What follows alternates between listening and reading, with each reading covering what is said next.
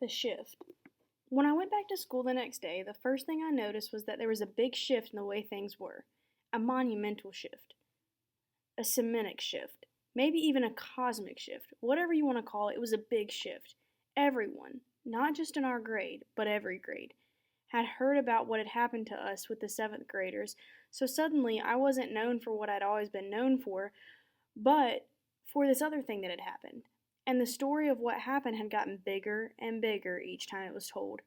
2 days later, the way the story went was that Amos had gotten into a major fist fight with the kid, and Miles and Henry and Jack had thrown some punches at the other guys, too. And the escape across the field became this whole long adventure through a cornfield maze and into a deep, dark woods. Jack's version of the story was probably the best because he's so funny, but in whatever version of the story, and no matter who was telling it, two things always stayed the same. I got picked on because of my face, and Jack defended me, and those guys, Amos, Henry, and Miles, protected me. And now that they'd protected me, I was different to them. It was like I was one of them. They all called me little dude now, even the jocks. These big dudes I barely even know before would knuckle punch me in the hallways now.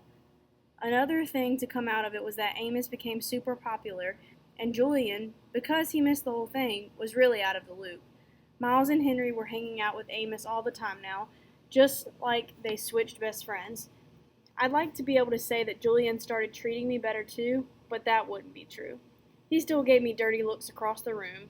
He still never talked to me or Jack, but he was the only one who was like that now. And me and Jack, we couldn't care less.